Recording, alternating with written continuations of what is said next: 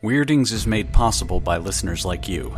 Send us your bizarre, your creepy, and true stories, either as a written account or as an audio file, to stories@weirdings.com.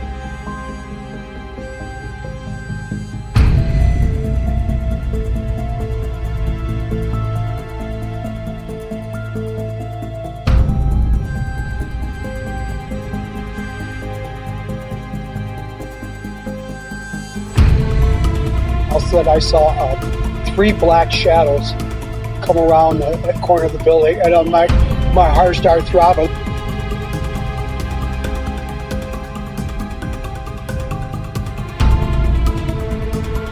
I was too scared to get up and run, and then I felt the pressure on my arm.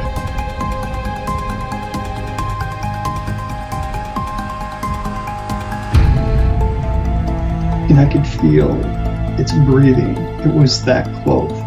I could feel the heat of its breath.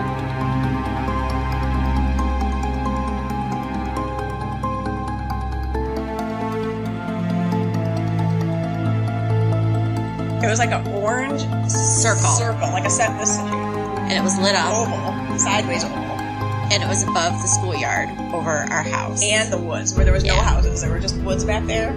And you're like, oh my God. I've never asked anyone about it. I never asked the landlords about the apartment or anything because I felt if I dug into it, something else would happen.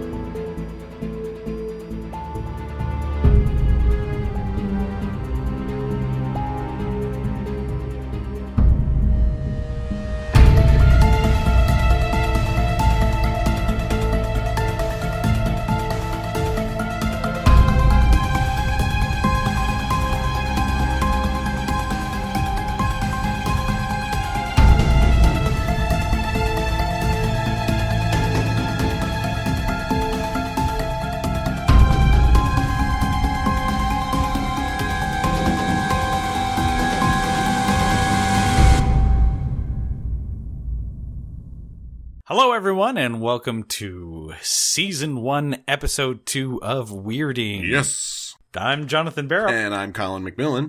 And we've got quite the episode for you this week. It's pretty exciting stuff. Oh, yes. This week we have the theme of cryptids.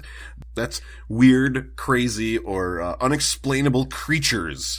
Yeah, it's going to be a great listen. So we're going to start out with the weekly news of interest. Then we're going to have a personal account given to us by listener Ben. I'm going to be discussing some of the more famous cryptids of Illinois. Colin has collected a personal account that he is going to share with us. I think you're going to really enjoy that. Absolutely. All right, so let's get started. Colin, what is our news of interest? This is a pretty current story from September of 2017, and it is about vampires. Ooh, vampires. Or rather, a possible explanation for where vampire folklore comes from. Oh. Researchers have identified a genetic mutation which is linked to a blood disorder that might actually be the source of, like, the vampire myth. Bear with me while I try to pronounce this. Last week we had Mazda Kavazda, and this week we have erythropoietic protoporphyria, EPP for short, which affects the body's ability to produce heme, like the hemoglobin stuff, I guess, and gives you a buildup of what they call protoporphyrin. And reading about this has made me realize that I don't know anything about blood. Patients are chronically anemic and their skin becomes very sensitive to light. So even on a cloudy day, the ultraviolet light that comes through can cause blistering and disfigurement to the exposed body parts. Wow. Like the ears and nose and stuff. And people typically would need blood transfusions to alleviate the symptoms. So they might have actually like consumed animal blood back in the olden days and avoided sunlight. So this could be sort of like the source material from which the vampire folklore thing emerged. And I just thought this was so interesting, although it does kind of sometimes science makes fantasy not very fun. So this is kind of one of those things, but I just thought it was very interesting that they've actually found, like, this might actually be what vampirism is all about. Well, yeah, and I agree that while sometimes science doesn't necessarily make fantasy fun, sometimes it does make it a little bit more palatable, because while, I certainly don't have any specific opinions on things like vampires or werewolves, except, hey, I really want to see one someday. That would be really nifty. This does kind of lend itself to, I don't know, it kind of legitimizes it in a little bit of a way. Yeah, because it means that there probably was at some point some pale person running around drinking blood and avoiding the sunlight. Exactly. He only comes out at night and he goes to try and solve his anemia by drinking blood or whatever. Or maybe they got a hold of an actual vampire, and this is what happens when you run a test on an actual vampire. That could be it too. So yeah, the novel mutation of the gene CLPX, which plays a role in mitochondrial protein folding. It's not an explanation for vampirism. That's just what vampirism is. Right, exactly. You never know. Turns out this wasn't research done on a human, just a vampire. Yep. So yeah, vampires in the news. If you've got any other information on vampires, genetic mutations, or you yourself are a vampire, throw us something in the comments. Absolutely. Oh God. I almost said I would love to interview a vampire, but whatever would we call that episode? I don't know. I am not sure. Oh dear. It's time for our personal account. Now, this one was submitted to us by Ben, and it fits the theme pretty well. One thing I do want to mention about the personal accounts that we're collecting is that we will be sharing a personal account at least once every episode. They do not have to fit whatever theme. So if you know that we're going to be doing goblins and fairies next episode, doesn't mean that whatever you submit to us has to be that. Feel free to send us whatever it is that you want. We're more than happy to use anything that's given to us. Yep. Ghouls, ghosts, Castlevania, whatever. All right. So, Ben's story. Ben sent us this story via Facebook. There's been some minor edits as the story he shares with us was relayed to him by a friend. So in order to protect the identities of people involved, several personal details were left vague. As this was a written account, it's my voice you'll be hearing as I read you Ben's story. When I was in California, I used to drive into the city a couple of times a week for a pub quiz. I was on my aunt's team and we took it very seriously. The first year out there, we always came in first or second. It got to the point whenever I met someone new, I judged them on how they may fit on our team. One random Sunday, there's this guy sitting next to me at the pub who's just making snarky comments and not playing. I don't know exactly why, but I invited him to play on our team. He just seemed like somebody I could riff with. Turns out he had just gotten back from a military tour overseas. I'm sharing this because it's important to know this guy had seen combat and belonged to a division that was known for being particularly tough. So he's been with us a bit under a year when he tells me about this crazy good job offer he got up north. This grow farm needs a head of security. So he heads up to the Greenbelt and we're all happy for him. A couple of months go by and I'm just getting random texts from him about how cool the job is and how he started dating one of his coworkers. About 3 months later, I'm up at the pub for Sunday trivia and hanging outside smoking between rounds and who should walk up. I figured he was down for a weekend. He offered to buy me a beer and come in for trivia, and I should point out he was whip smart. He gave me a run for my money on history and current events. As we're playing and the night goes on, I asked him about the job, and he tells me he quit. This is where the weirdness comes in. He was in a guard room chilling with his coworker when an alarm went off. There wasn't a video feed for that area, so they had to check it out in person. They hopped on a quad bike and went there where the alarm was tripped. I gather this was normal since there are animals, and I also remember he told me that they were both armed. It was getting dark, but he had a thermal imaging gun and saw what he assumed was a bear. So they decided to flank this bear and hit it with bear spray, but if that didn't work, they could shoot it.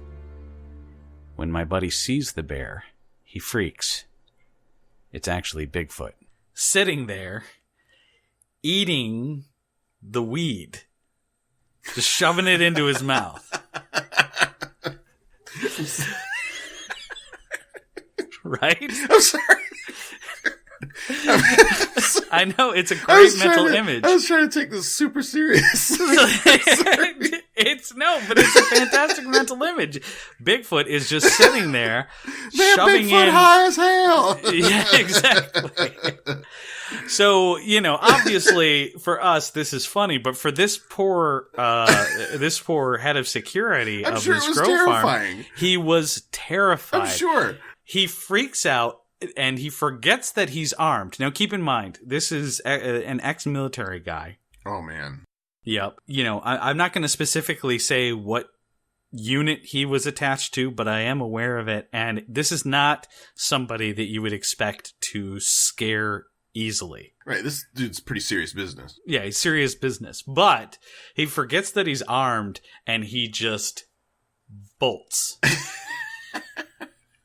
Yep. Oh. He just jumps on the ATV and he drives all the way back down south. Doesn't give notice Never to his looks job. back. Just completely ghosts it. Wow. Yeah. Well, I mean, I can't blame him, though. You're No, absolutely not not. expecting to see Bigfoot chowing down on some ganja. I mean, it's a perfect picture. It's an absolutely perfect picture of Bigfoot just sort of, munching on pot nugs, just shoving them in. Bigfoot loves those sweet nugs. The funny thing is that, so I did do a little bit of research after Ben submitted this story, and Northern California is the hot spot for Bigfoots. Oh, really? It's generally known as Bigfoot country. In fact, there's a museum dedicated to Bigfoot in Willow Creek where they have, footprint casts, pictures, maps to some of the more famous sightings, and all sorts of stuff. Bigfoot sightings are probably more prevalent in Northern California or Washington than probably any area in the United States, with the exception of Illinois. Illinois has the most Bigfoot sightings east of the Mississippi. Wow. Personally, the jury's still out in regards to Bigfoot, but if you believe in Bigfoot, and if Bigfoot's native area is Northern California, that I imagine that pot farms would have to be a place that Bigfoot would probably want to go. Oh, yeah. I mean, especially if Bigfoot is typically like they're herbivores, right? From my understanding, yeah. Bigfoots are typically herbivores. Any giant place, any farm where there's a lot of edible munchies, no pun intended, I would think that a Bigfoot would be attracted to it. So you said the jury's still out, but I'm going to tell you, I think Bigfoot's probably real. Mm-hmm. And the reason I think that is because of two existing animals, and they're nothing special, the black bear and the cougar. Mm-hmm. So for a very, very long time in the northern lower peninsula of Michigan, it was just widely believed that there were no cougars. Cougars were extinct here, or were, they just weren't here. But there have been hundreds and hundreds and hundreds and hundreds of cougar sightings in the northern lower peninsula, and there were enough that I believe they finally had to say, okay, fine, there's cougars.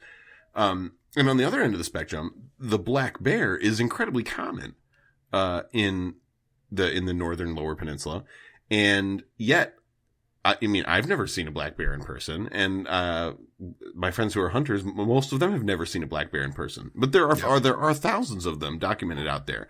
So it's incredibly possible you'll go your entire life without seeing a very common creature, but it's also possible that you will have a first-hand account of a creature that's remarkably uncommon. So why would it be unrealistic that a creature that's yet undocumented, undiscovered, or unacknowledged by science could be out there wandering around? Well, I completely agree. I mean, we discover species daily still. Yeah. Now, granted, it's in areas where you might not necessarily think of, like Vietnam, within the rainforest there, and so on and so forth. And, sometimes the difference in speciation is very small. But people tend to forget just how big the United States is. Yes. The United States is huge. There are entire countries that can fit inside a border of one of our states. And there's a lot of that land, specifically in the Midwest, that actually still is unsettled. Right. So it wouldn't be that much of a leap to assume that Bigfoot is out there somewhere. Well, you look at the UP, and the UP, a lot of the land up there might as well just be frontier. Yes. It's heavily forested, it's unpopulated. Who knows what's out there? Absolutely. Thank you, Ben, for submitting that story to us. We really appreciate it. It is pretty fascinating stuff. All right. Awesome story from Ben. That was spectacular. Loved it. Loved every part of it. Next up, I believe John's got some more information on cryptids of Illinois. You said that Illinois is Bigfoot country. What else is out there? Well, quite a bit. There is just a ton of cryptid activity in Illinois. When researching this, I was finding all sorts of stuff. And I kind of want to share some of the more amazing items with you that I came across. I think you might be as interested in this as I am. So we do have the most reported Bigfoot sightings east of the Mississippi. We also have thunderbirds in the southwest and southeast of Illinois. What's a thunderbird? It's a Native American legend. And depending on who you ask, they're either pterodactyls or just really huge birds. They kind of resemble condors or this is like a rock. Yes, Oh, it is like a rock. Cool. Yep. But they're referred to as thunderbirds, and they have incredibly huge wingspans. There have been a couple of reports where they have attacked small children and carried them anywhere from 15 to 30 feet from where they were originally playing. Yeah. And of course, since we border the Great Lakes, we of course have tales of Great Lakes monsters. So it's like a Nessie of the Great Lakes? Oh, yeah. Yeah, there are, the Great Lakes, all of them. I swear there is a Nessie that lives in each one of them. Each of the 5. But the ones that I found here that I'm going to report to you are a little bit more focused, and I think just a tiny bit more fascinating. We're going to start with the Coal Hollow Road monster, who is affectionately named by the locals as Cahomo. This one starts in May of 1972, and let me tell you, the early 70s was a great time for monsters in Illinois. In the Pekin and Peoria areas, reports were coming in of strange cries.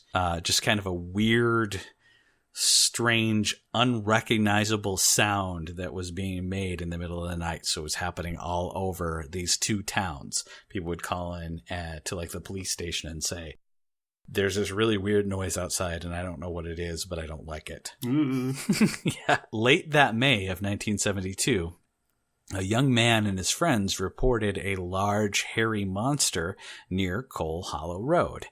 It was roughly about 8 to 10 feet tall, and it was covered in a white, ragged fur. It also had this really nasty, musky smell that the kids remarked on. Ooh. Now, they stated that the creature made this loud screeching sound and then took off. So after reporting it to the police sent out some officers who did an investigation of the area. And while they did not see the creature, they did discover several bizarre tracks. They were massive in size, but on the feet, there were only 3 toes. By May 25th, the local police had logged more than 200 calls about the monster. Whoa. Including one where it ran through a fence and destroyed it. So shaggy white fur smells bad.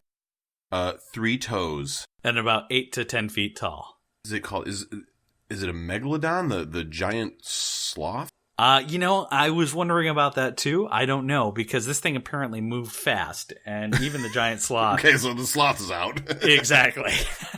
Now, the police at this point, even though they'd received over 200 calls about this monster in a 2-town area, were treating it with skepticism. The amount of calls just kept coming in, and it got so bad that by July, there were so many sightings that they organized 100 volunteers to go and hunt down the creature. Unfortunately, this mass group of volunteers didn't quite get too far out of the gate because one of the volunteers accidentally shot himself in the leg with a .22 caliber pistol, and the sheriff at the time of Tazewell County basically had to call it off because people were getting a little too freaked out. And Who are the real monsters? yeah, unfortunately, this poor guy shot himself in the leg, so they had to call the whole thing off. The sightings, however, did continue.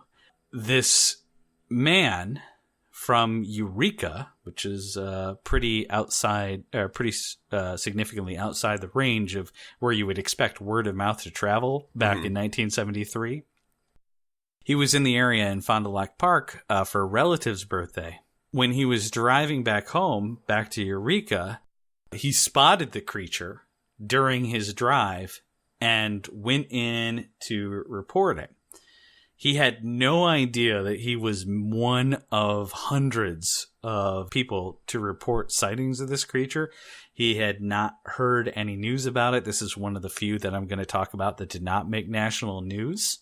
He absolutely had no idea whatsoever that this was even a thing that was going on. He just came in and independently sourced this. Wow. Unfortunately, shortly after the last few sightings, including this gentleman's sighting in late July, they just started tapering off, and there were no sightings ever reported again of poor old Cohomo. So I don't know if he's still wandering out there, but if he is, he's keeping to areas where he can't be seen. And that was in the 70s, you said? 72. Oh, yeah. Yep. Okay, he's probably gone now. Yeah, probably. This next one, the name of it, for those of you who've seen The Conjuring 2, this has absolutely nothing to do with the Enfield Poltergeist, but it is named the Enfield Horror. So in April 23rd of 1973, Henry McDaniel heard a scratching on the door of his home. When he answered it, he discovered what would later be known as the Enfield Horror. He described it as having a short body, 3 legs, 2 short arms jutting from the breast of the body, and 2 pink eyes as big as flashlights. It was roughly about 4 to 5 feet tall and was grayish in color. And it attempted to push past him and get into his house. He slammed the door and rushed for his pistol, and then went back to the door, throwing it open and firing widely at the creature. He was almost 100% positive that he had hit the creature as it hissed at him and then leapt away. When it leapt away, it covered about 75 feet in roughly about 3 jumps. Whoa. Officers responded to the scene, and it was less likely that they did this due to the report itself, but due to the weapons discharge. Right. But they did actually discover several tracks, like those of a dog, except they had 6 toe pads, and they measured about 4 inches. Where is Enfield exactly? It's in Illinois. I don't know. Okay. Good enough. So, follow-up investigators discovered a neighbor boy who had claimed to be attacked by the creature 30 minutes before Henry discovered the creature on his porch. He stated that the creature bounced on his feet, tearing up his tennis shoes. Unfortunately, he did later recant that account, saying he wanted to tease Mr. M and have fun with an out-of-town newsman. So, aww. But on May 6, McDaniel was awoken again by howling neighborhood dogs. He went outside, saw the creature standing out near the railroad tracks. He didn't shoot at it this time, most likely because he didn't want to get in trouble with the police, and he just watched it as it left, traveling the tracks. Eventually, his reports caught publicity, and amateur monster hunters and reporters actually started descending on Enfield. Oh, man. On May 6th, Rick Rainbow, the news director of WWKI Radio in Kokomo, Indiana, as well as a group of other people, spotted the same creature near an abandoned house a short distance from McDaniel's house. He recorded the strange cries it was making before it fled. Those same wails were heard over the course of the next few nights. Unfortunately, I was not able to track down a copy of this recording. Like a lot of things pre-85, they tend not to have an internet presence. I know that these recordings are out there somewhere. I just haven't been able to track them down yet. Oh, man. Now, shortly after that, a group of 5 men were promptly arrested after a sighting of their own as they had opened fire on a small gray hairy thing they saw moving through the underbrush on May 8th. None reported hitting the creature as it moved faster than any man could in great leaps. And they were actually charged with hunting violations. So I think that was pretty fun. You don't have a license to hunt the Enfield horror. Exactly.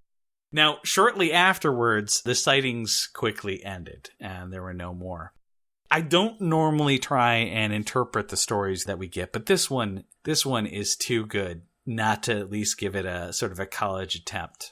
Describing the Enfield to you, what do you think it sounds like? A Furby. I mean, like, that's what's in my mind. It's a Furby. Like, it has big eyes and a little beak, and sort of like, hello, you know, like, it's very cute, but in a sort of disturbing way. Okay. Yeah, I don't know. It sounds sort of almost Muppetish. Okay, well, let me give you the description again, and we'll see if it tells you anything. Short body, 3 legs, 2 short arms jutting from the breast of the body, and 2 pink eyes as big as flashlights, about 4 to 5 feet tall and grayish colored. I don't know. Baba Yaga? No, see, what immediately jumped to my mind is a kangaroo. Oh! Yes, and there's 2 main reasons why this is feasible. Could definitely be a kangaroo. Because the tail looks like a third leg. Yep. And it's about, and that's what, its arms are up near the top of its body. And it leaps as its primary form of movement. I should have looked this up. I don't know if kangaroos have 6 pads, but there are 2 primary reasons that I see this as feasible. One is that I was not the first person to leap, to this particular conclusion. There was a guy in Ohio who said that this was not a monster at all, that this was, in fact, his own pet kangaroo who was stolen or lost recently. And he thinks that this might actually be the Enfield horror. Well, kangaroos can move pretty fast too. I mean, when they're leaping, but aren't kangaroos also fairly aggressive? Well, then again, I guess if it was somebody's pet, it would be used to humans. Possibly, but I mean, this thing did come up to his house and try and get in, so who knows? And yes, they can get aggressive, as I'm about to mention, because if this is a kangaroo, this is not the only case of mysterious kangaroo activity in Illinois. In Chicago of 1974, there was a rash of kangaroo sightings. This is great. Yes. Well, it all started with somebody, and I can't remember, I don't have all the detail on this one, but I definitely recommend, if anybody is interested in this story, just Google search the phantom kangaroos in Chicago. You'll have all the detail that you could ever want. But in 1974, somebody reported seeing a kangaroo to the police. The police thought somebody was joking, but they sent 2 people out anyway. Well, they went out, and then they actually found out that they were not joking, that there was a kangaroo running around Chicago. They cornered it in an alleyway, and the kangaroo proceeded to kick their ass. Oh, yeah. And before escaping. In the months to follow, kangaroo sightings were happening all over the Chicago area. In a few months after that, the sightings started to spread to Chicagoland. So it is quite possible that the creature that Henry McDaniel saw on April 23rd of 1973 might have been one of these phantom kangaroos that was slowly making his way north towards Chicago, and then was either the source of the phantom kangaroo sightings in 1974, or was just one of a group of many who somehow ended up further south than the other kangaroos. That's my little conspiracy theory. I mean, I kind of hope it's a kangaroo. Yeah, I do too, because otherwise it's a pretty scary Furby-like thing that is somehow haunting Enfield, Illinois. Also, kangaroos are cool, so... Yeah, kangaroos are great. Well, I mean, they're pretty aggressive, but they're great. Yeah. So the last one, this is the tale of Big Muddy. Big Muddy was first seen on June 25th of 1973. Also in 73. Like I said, the early 70s is a great time for monsters in Illinois. Yeah. It's in Murfreesboro, Illinois, and it was discovered by a parked couple who immediately reported the encounter to the police. They described it as roughly 7 feet tall and covered in matted white fur. The creature advanced on their car, shambling on two legs. Now, Chief Ron Manwaring, who took the report, stated, "I am convinced that they saw something that night. I can't tell you what it was that they saw, whether it was a bear or something else, but something was definitely there." 2 officers returned to the scene, and while they weren't expecting much, they were surprised to discover footprints in the mud roughly 10 to 12 inches long and about 3 inches wide. They followed the tracks until they heard a bizarre non-human scream. Rather than investigate further, they opted to head back to the patrol car. Let's get out of here. Yeah, exactly. Well, cops are humans too. Well, really. and also, the police's business is to deal with people, not Cahomo. Yeah, exactly. So further sightings continued across several nights from various sources. A more detailed picture of the creature was being formed. Roughly about 350 pounds, hunched, indicating a height higher than 7 feet if the creature ever reared, a roundish head, and long ape-like arms. Each report afterwards was followed up by an investigation by the local police, and each time the only thing that they ever came up with was tracks, but they were the same tracks. Oh, man. Now, eventually a tracking dog was brought in, which tracked the trail to an abandoned barn. The dog absolutely refused to go in and would just bark continuously while shaking. By the time the officers actually got the barn open and entered it, they discovered it was completely empty. The monster did make national news, and due to its possible credibility because so many police officers were involved in this hunting campaign. Letters started coming in from all over the world as the story hit the wire services. Unfortunately, sightings of the creature suddenly stopped shortly after the initial sightings, with the last verified sighting occurring on July 7th of 1973. And they called it Big Muddy? Big Muddy. Big Muddy. I didn't get the name of the river, but there's a river right by Murfreesboro, Illinois. And this thing basically would go, Big Muddy the sighting sort of coincided with travel along the riverfront. Ah, okay. So whatever he is, he lived along the river. So that is some pretty famous Illinois cryptids. If you ever go down to any of these areas, reference Cohomo or the Enfield Horror or Big Muddy, even odds that somebody is going to know what you're talking about. So yeah, a lot of fun, crazy creatures in the southern part of Illinois. So yeah, if you ever want to go monster hunting, Illinois is the place to go. Well, it's easy. Yeah, it's easy to get around. True. It's easy to go there, All right, well, it's time for the break, and when we come back, I have got a first-hand account of a monster sighting that is going to knock your socks off. So don't go anywhere. Hey everyone! While Colin and I love researching interesting stories for the show, our favorite part is listener contributions. We want to make sure to thank our contributors and let you know how to reach us with your stories. The best way to reach us is via a message through our Facebook page, or contact us via email at stories@weirdings.com. We accept written accounts or recorded audio files. Be sure to tell us how you want to be credited, such as your name or anonymously. If you'd rather set up a time to be interviewed by one of us, send us a message with a date and the time and the best way to reach you. We prefer audio-only Skype, but other methods are available to us. We take extra care when crediting our submissions not to reveal any personal information unless you ask that it be included, and we promise the submitted content is always presented in the spirit in which it was given. Thanks again, and we look forward to hearing from you.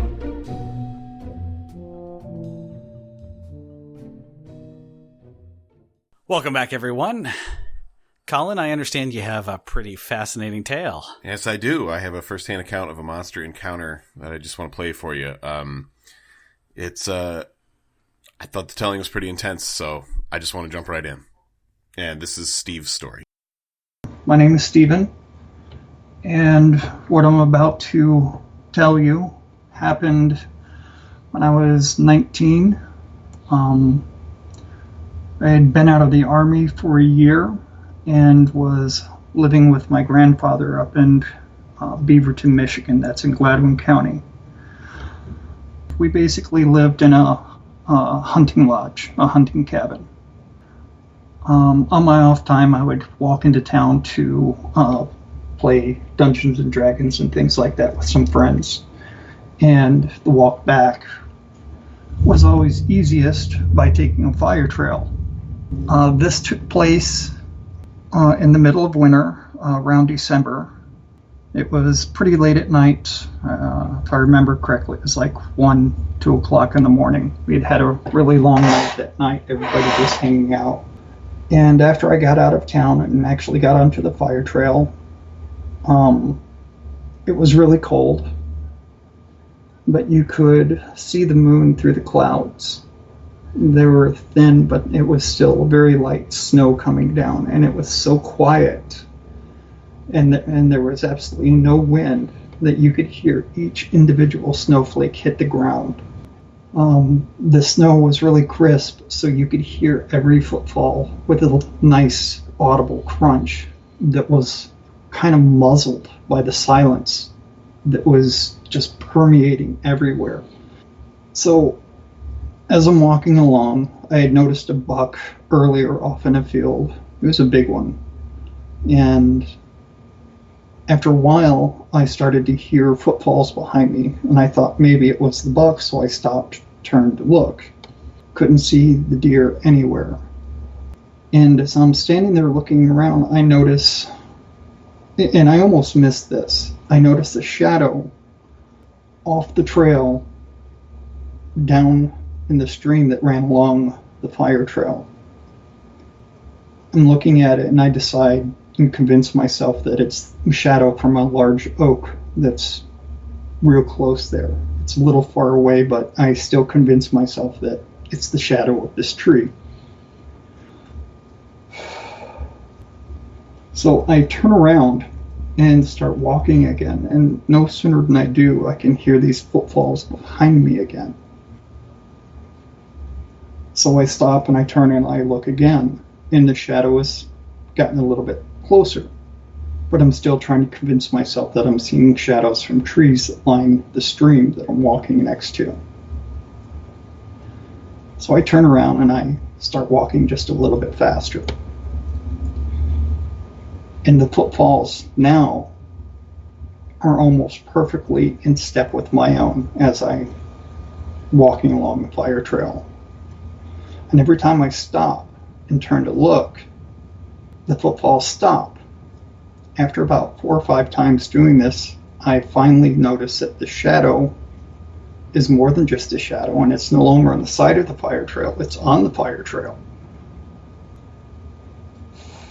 A lot of people probably freak out right about that.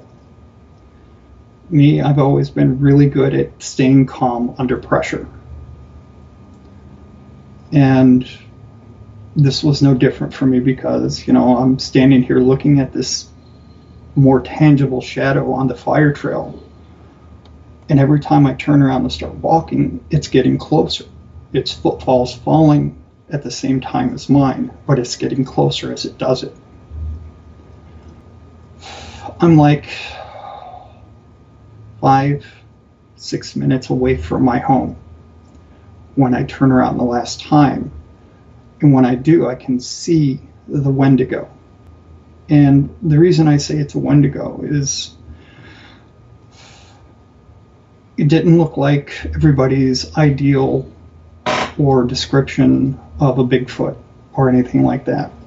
It wasn't that tall, but it was taller than me, and I'm at 6 foot.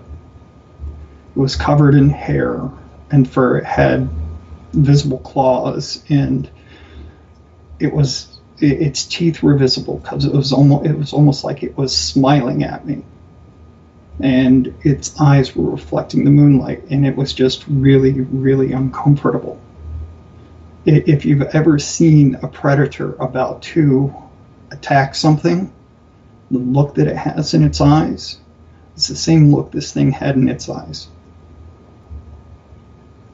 I decide I'm not going to turn back around. I stand there and I look at it, and I'm looking at it. I can see it's looking right into me, looking right at my eyes, into my eyes and through me. I'm tired. I want this to be gone, but I know if I turn, it's going to be right there, and I'm not going to make it through the night. So I sit down And as I do, it sits down.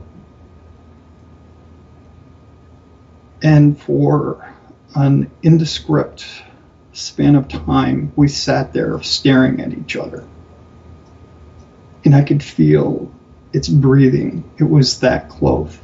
I could feel the heat of its breath. And again, I have no idea how long we sat there like that. But eventually, it kind of looked to the side, stood up, and slowly walked away. Once I couldn't see it anymore, I know I got up, but I don't remember finishing the walk home. I just remember waking up the next morning feeling like I was completely drained and like I had been in a car wreck, just everything hurt. And I knew that I had been face to face with a Wendigo and managed to survive it. Holy cow. Wow. Okay. Well. Yes. Well. That was something else. Yeah. Before I forget, thank you so much, Stephen, for your story. Yes, thank you very much, Stephen. It's greatly appreciated. That was a really fascinating tale. Yeah, and quite a telling. I mean, yes, it was.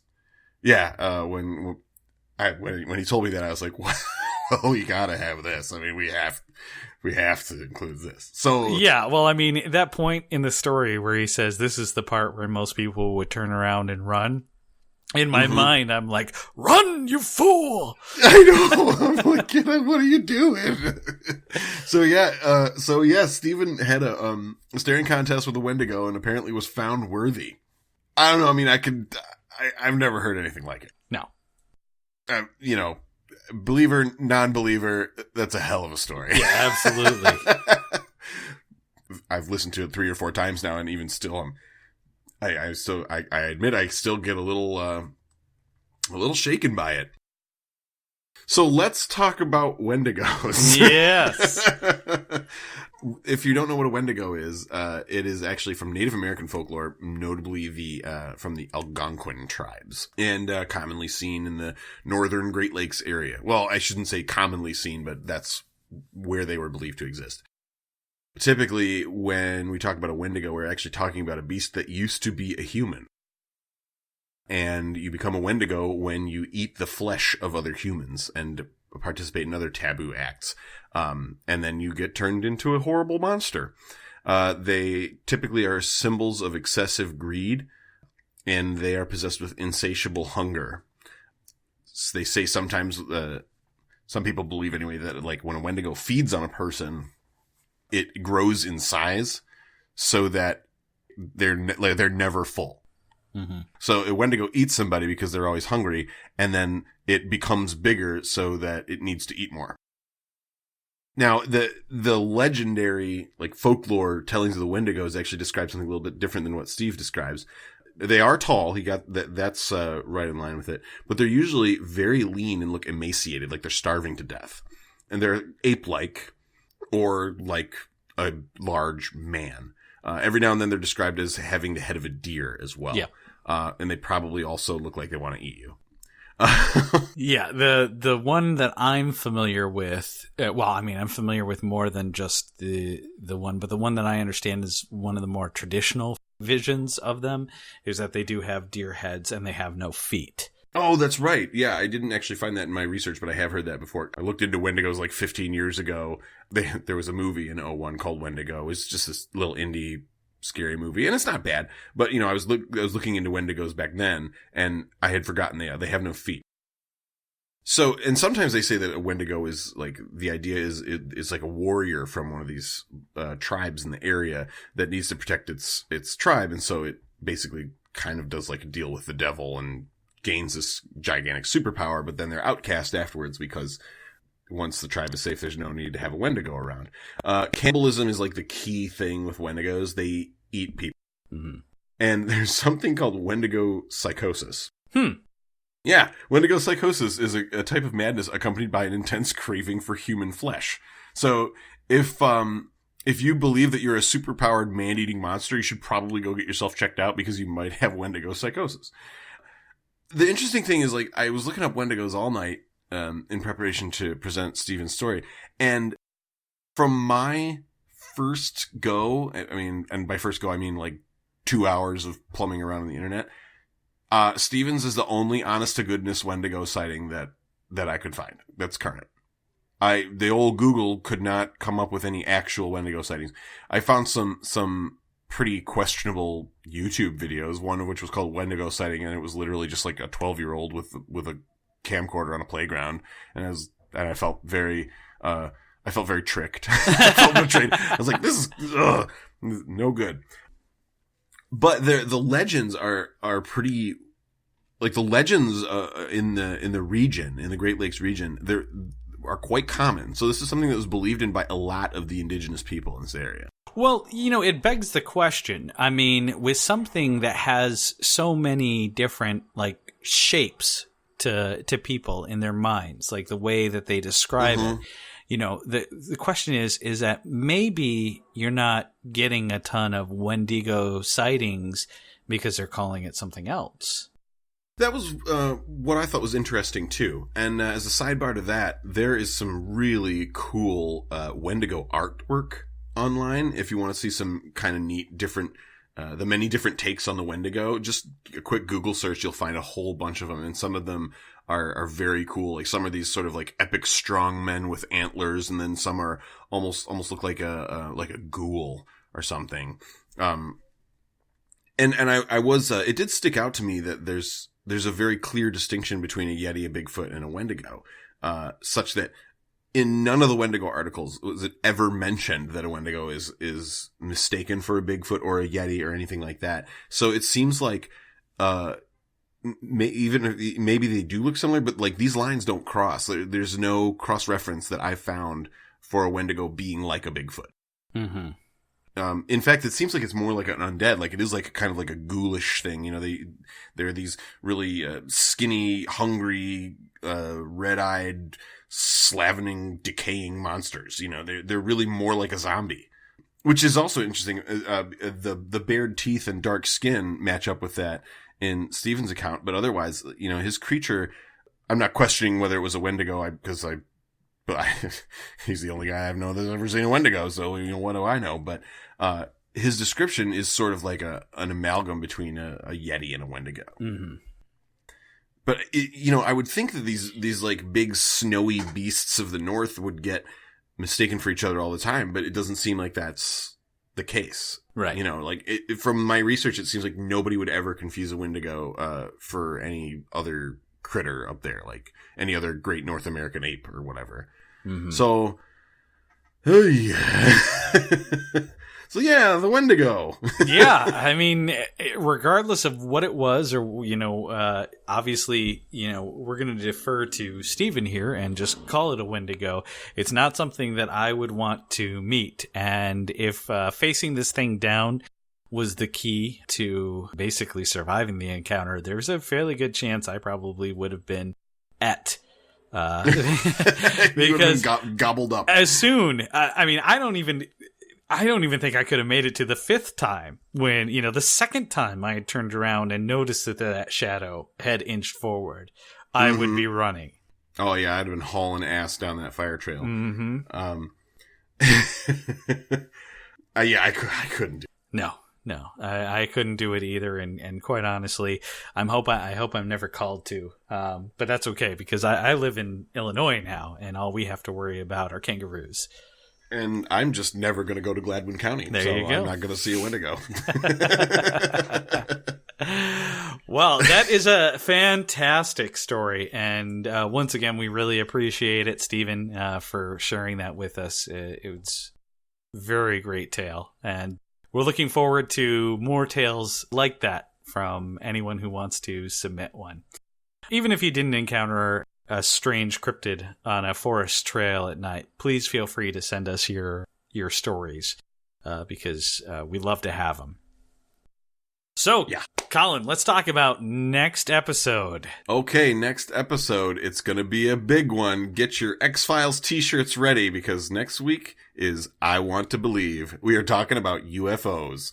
So if you've seen any little green men or flashing lights in the sky or a mysterious ball that's following you down a woodsy trail that is not occupied by a Wendigo, give us your input and stay tuned. You're going to love it. Absolutely. Thank you, everyone, for listening, and we will see you next episode. Bye-bye.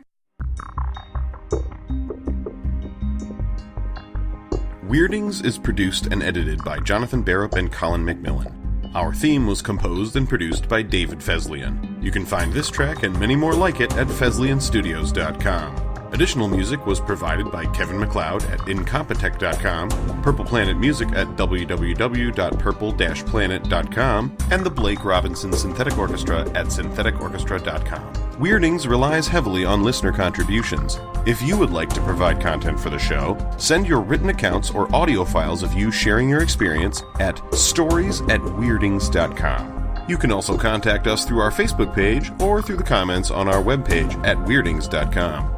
Weirdings can be found on iTunes, Google Play, Stitcher, iHeartRadio, YouTube, Facebook, and anywhere podcasts can be found. Tell your friends about us, and thanks for listening.